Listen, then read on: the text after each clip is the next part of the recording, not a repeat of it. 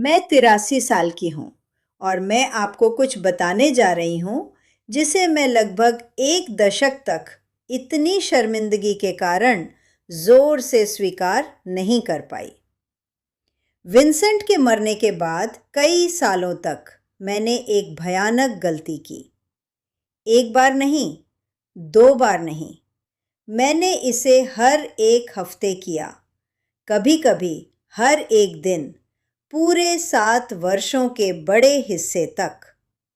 और सबसे बुरा हिस्सा यह है कि मुझे लगा कि मैं सही काम कर रही हूँ। मुझे लगा कि मैं परिवार को एक साथ रख रही हूँ। मुझे लगा कि मैं एक अच्छी माँ बन रही हूँ। असल में मैं जो कर रही थी वह अपने बच्चों को ठीक-ठीक यह सिखा रही थी कि उन्हें मेरा सम्मान कितना कम करना है। मुझे समझाने दीजिए। जब विंसेंट का निधन हुआ, अब 15 साल हो गए हैं, हमारी 46वीं सालगिरह के बाद वाला फरवरी, मैं ऐसे तरीकों से टूट गई जो मैंने किसी को नहीं दिखाए। मैंने घर साफ रखा, मैंने खुद को ठीक से कपड़े पहनाए रखा, मैं चीज़ों में शामिल होने जाती रही, लेकिन अंदर ही अंदर मैं अकेली होने से डरी हुई थी। और मैंने उस डर को उसी एक तरीके से संभाला जो मुझे आता था। मैंने अपने बच्चों को फ़ोन किया, लगातार। डेविड, लिंडा, सारा, एमा, पॉल, मैंने उन पांचों को फ़ोन किया, कुछ दिनों में सूची में बारी बारी से।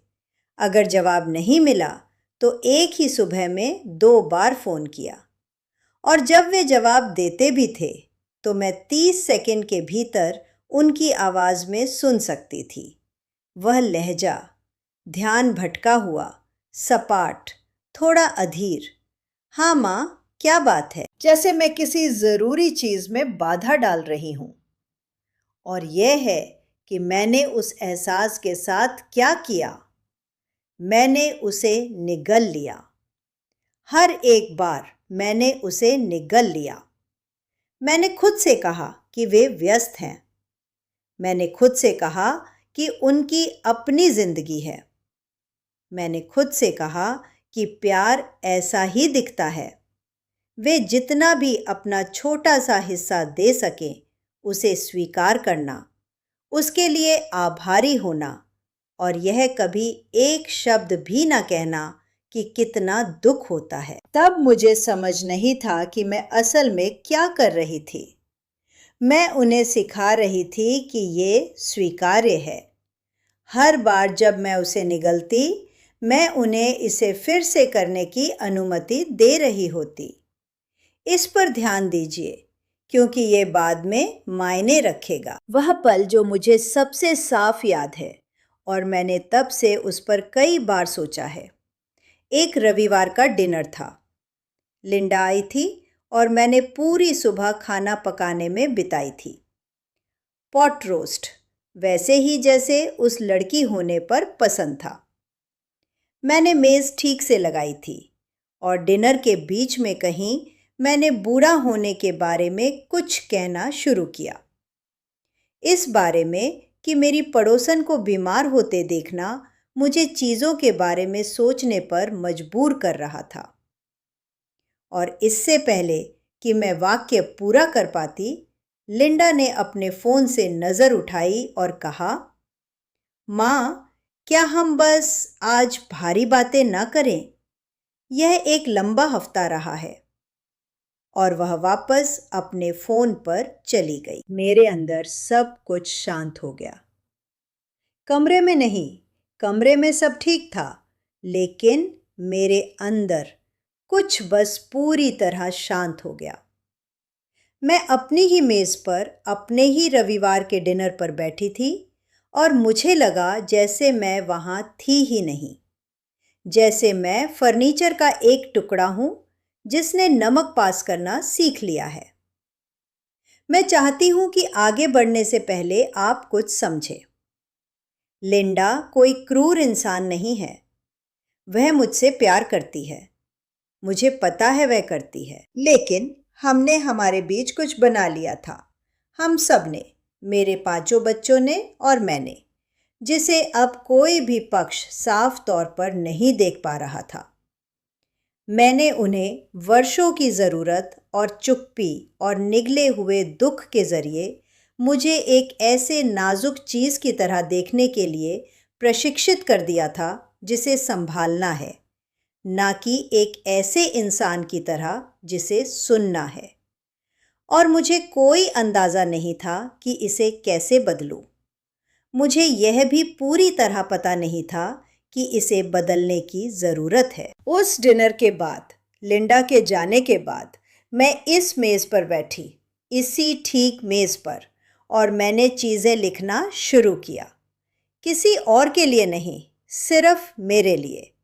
छोटे नोट्स, वे बातें जो काश मैंने कही होती, वे तरीके जिनसे मैं चाहती थी कि मेरे साथ व्यवहार किया जाए, वे नियम जो मैं अपने लिए बना रही थी, क्योंकि मैं अपने ही परिवार की जिंदगी में पृष्ठभूमि शोर जैसी महसूस करने से थक चुकी थी। उस समय मैंने इसे कुछ नहीं समझा। महीनों बाद मेरी पोती क्लेयर ने वह नोटबुक ढूंढी, एक दोपहर यहाँ बैठकर, और बिना मुझे बताए पूरी चीज़ पढ़ ली। वह अगले दिन वापस आई और कहा, ग्रैन, दूसरी महिलाओं को यह पढ़ना चाहिए।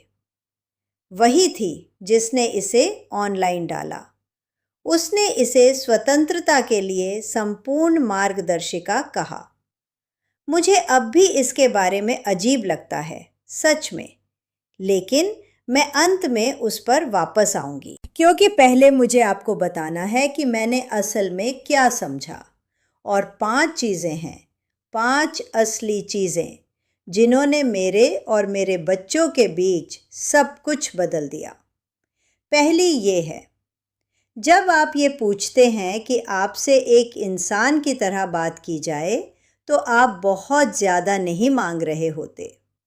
मैंने सालों तक ये मानकर बिताया कि अपने ही बच्चों से सम्मान की ज़रूरत होना किसी तरह लालच है, कि क्योंकि वे व्यस्त हैं, क्योंकि उनकी अपनी समस्याएं हैं, क्योंकि मैं माँ हूँ और माएँ देती हैं, मैंने खुद से कहा कि मुझे बदले में कुछ भी अपेक्षा करने का कोई अधिकार नहीं है। ये गलत है। ईश्वर की कसम, ये उन सबसे नुकसानदेह बातों में से एक है जिन पर मैंने सबसे लंबे समय तक विश्वास किया। असली प्यार जो टिकता है, जो कठिन वर्षों में भी बना रहता है, उसमें सम्मान शामिल होता है। अगर उसमें सम्मान शामिल नहीं है तो वह प्यार नहीं है, वह प्रबंधन है। दूसरी चीज़ यह है कि आपको इसे ज़ोर से कहना होता है, शांत होकर, बिना गुस्से के, बिना उपदेश के। मुझे पता है यह कितना कठिन है। जब आपका बच्चा आपको टाल देता है, जब वे आंखें घुमाते हैं या आपकी बात काट देते हैं या उस सपाट अधीर आवाज़ में जवाब देते हैं, भावना तेजी से आ जाती है। आपको दुख होता है, आपको गुस्सा आता है, आपको शर्म आती है, और उस हालत में या तो आप फट पड़ते हैं या आप चुप हो जाते हैं। मैंने अलग अलग समय पर दोनों किया। दोनों ने चीज़ें और ख़राब की। जो मैंने आखिरकार करना सीखा और इसमें अभ्यास लगा, मैं यह नहीं कहूँगी कि यह स्वाभाविक था, वह था इसे साफ कहना। जिस तरह से तुमने अभी मुझसे बात की, वह सम्मानजनक नहीं लगता। मुझे चाहिए कि तुम इसे फिर से कहो। बस इतना ही। उसके बाद कोई भाषण नहीं, कोई समझाना नहीं। मैंने कहा और फिर मैंने इंतज़ार किया, और यहीं पर कहानी भारी हो जाती है। पहली बार जब मैंने वे शब्द डेविड से कहे, डेविड मेरा सबसे बड़ा, जो वर्षों तक 5 में सबसे बुरा था, जिसके पास मुझसे ऐसे बात करने का तरीका था जैसे मैं एक धीमा बच्चा हूँ। पहली बार जब मैंने ये कहा, वह लंबे पल के लिए चुप हो गया और फिर कहा, माँ, मैं रूखा होने की कोशिश नहीं कर रहा, मैं बस थका हुआ हूँ। और मैंने कहा, मैं समझती हूँ कि तुम थके हुए हो, लेकिन थकान इस बात का बहाना नहीं है कि तुम मुझसे ऐसे बात करो। फिर से कहो। रुकिए, बेहतर होने से पहले ये और बुरा होता है। वह गुस्सा हो गया। उसने कहा, मैं बहुत संवेदनशील हो रही हूँ। उसने कहा, अगर बातचीत ऐसी ही होने वाली है तो शायद वह बस कम कॉल करेगा। और मुझे लगा मेरा दिल तेज चल रहा है, क्योंकि वह मेरा सबसे गहरा डर था कि वे चले जाएंगे, कि अपने लिए खड़े होने की कीमत मुझे उनके वे आखिरी टुकड़े चुकानी पड़ेगी जो मेरे पास बचे थे। लेकिन बात यह है, मैं उसे पहले ही खो रही थी। वह पहले ही कम कॉल कर रहा था।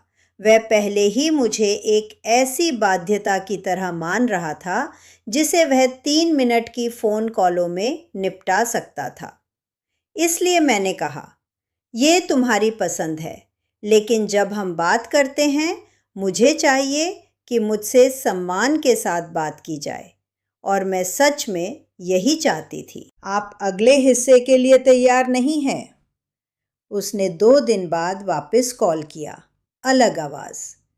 सच में पूछा कि मैं कैसी हूँ।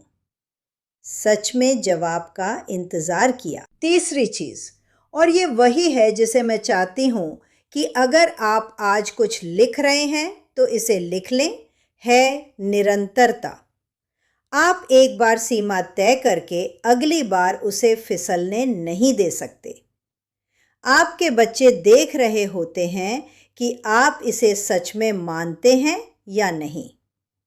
हर बार जब आप इसे जाने देते हैं, हर बार जब आप शांति बनाए रखने के लिए इसे निगल जाते हैं, आप सब कुछ उलट रहे होते हैं। मैंने खुद से कहा कि यह प्यार है। सच कहूँ तो यह कायरता थी, मेरी, उनकी नहीं।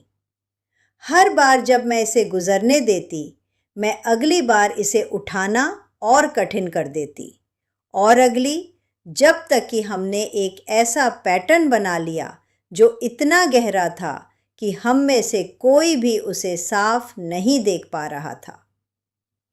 चौथी चीज़ यह है कि आपको यह इंतज़ार करना बंद करना होगा कि वे पहले बदले।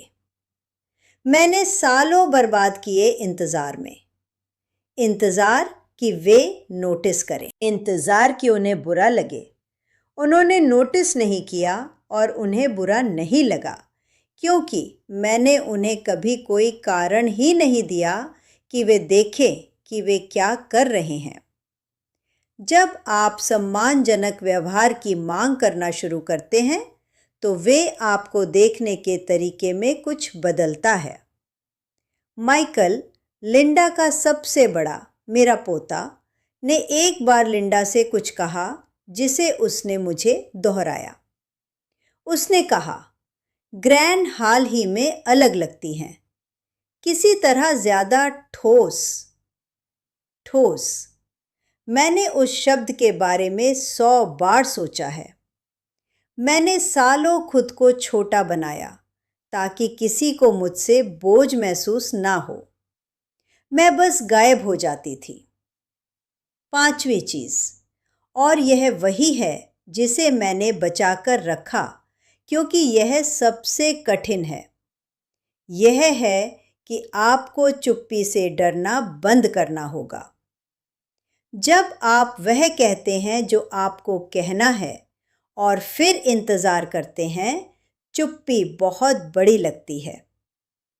आपका स्वाभाविक आग्रह उसे भरने का होता है, उसे नरम करने का, पूछने के लिए माफ़ी मांगने का। मत कीजिए। वह चुप्पी काम कर रही है, उसे काम करने दीजिए। 6 महीने बाद जब मैंने ये करना शुरू किया, डेविड ने मुझे एक मंगलवार दोपहर बिना किसी कारण के कॉल किया। कोई एहसान नहीं मांगना था, कोई समस्या नहीं सुलझानी थी, बस कॉल किया और हमने 40 मिनट तक किसी भी महत्वपूर्ण चीज़ के बारे में नहीं। एक किताब जो वह पढ़ रहा था, काम पर उसके साथ हुई कोई मज़ेदार बात। और जब हमने फ़ोन रखा, मैं यहाँ इस मेज़ पर बैठी और रोई, दुख से नहीं, राहत से।